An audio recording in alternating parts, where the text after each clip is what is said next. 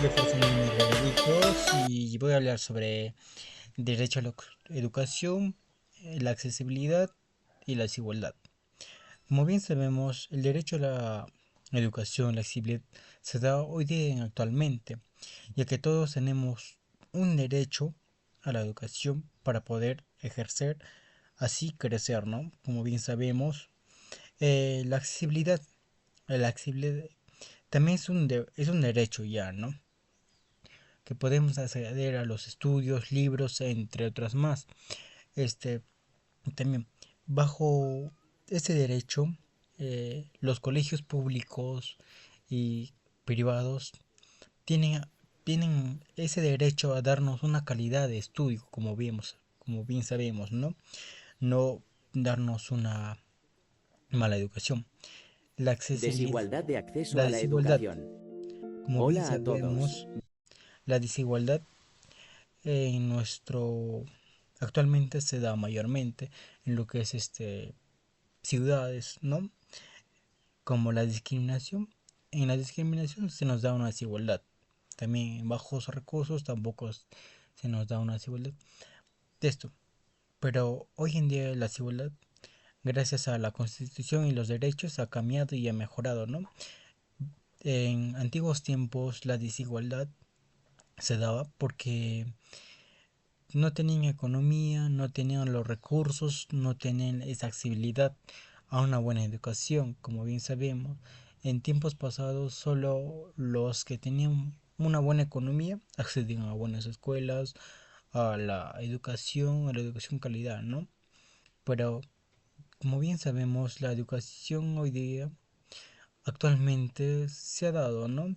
A casi todos con una igualdad, pero no siempre es así. eh, Porque a pesar de tener ese derecho y la accesibilidad, una gran parte de las personas no tenemos esa accesibilidad para poder seguir estudiando, ¿no? Como es otros en las universidades, en las secundarias, ¿no? ¿Por falta de qué? Falta de economía, falta de recursos, entre otras más, ¿no? La educación hoy en día se debe dar constantemente y gratuitamente, ¿no? Como bien sabemos. Y gracias, ¿no? Eso sería todo de mi parte y muchísimas gracias.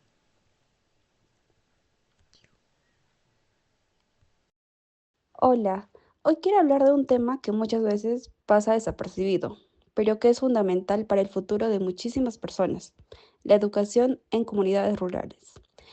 En muchos rincones alejados de las grandes ciudades, niñas, niños y jóvenes se levantan cada día con el deseo de aprender, de crecer y de soñar.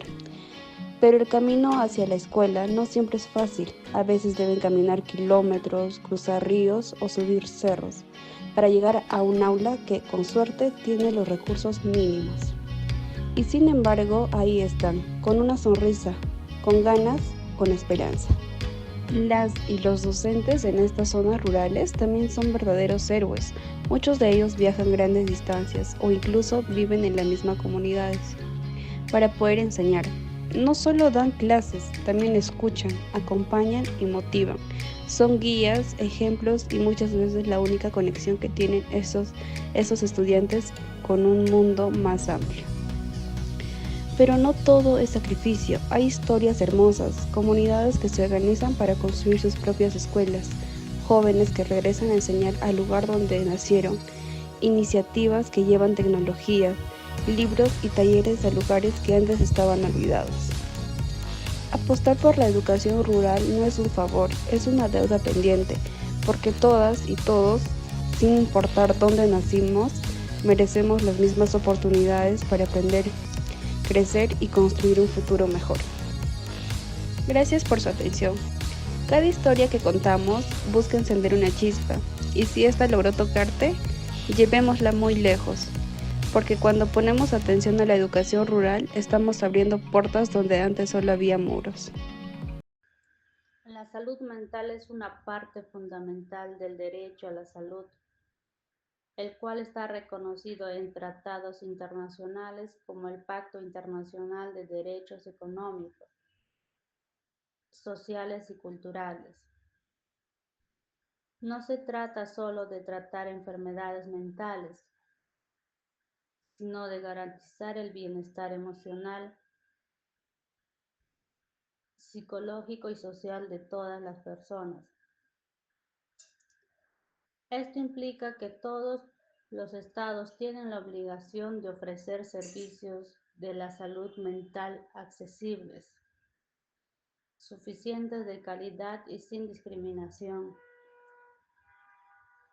También deben proteger los derechos humanos de quienes reciben atención, asegurando un trato digno y respetuoso.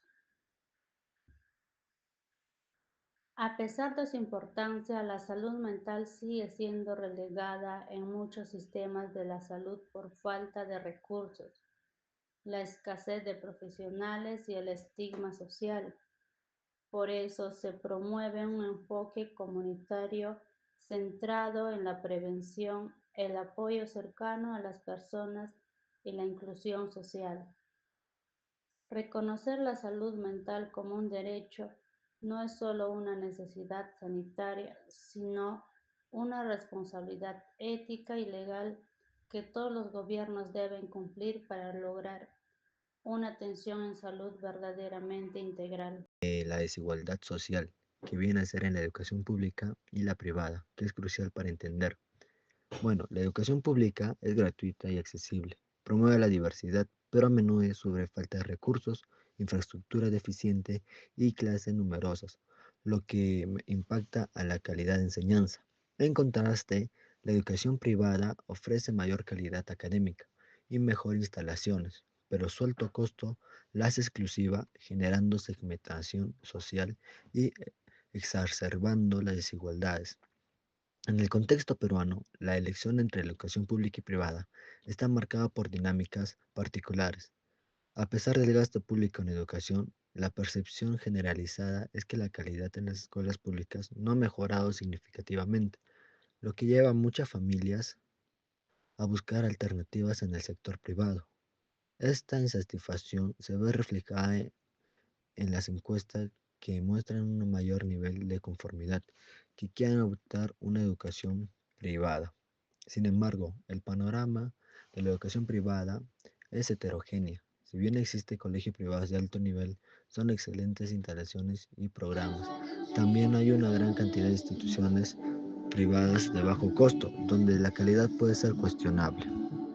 El derecho a la salud es un derecho humano fundamental que debe garantizar acceso universal a servicios de salud adecuados, incluso durante emergencias como la pandemia de COVID-19. En estas crisis, los sistemas de salud enfrentaron desafíos como la situación hospitalaria, escasez de recursos y desigualdades en el acceso a la atención médica. Los estados tienen la obligación de asegurar servicios de salud disponibles, accesibles, aceptables y de calidad para toda la población, con especial atención a los más vulnerables. También deben garantizar el acceso a vacunas, informar información veraz y la protección del personal sanitario. La pandemia evidenció la importancia de fortalecer los sistemas de salud pública, promover la equidad y basar las respuestas en los derechos humanos. En tiempo de crisis, el derecho a la salud debe ser una prioridad, no una excepción.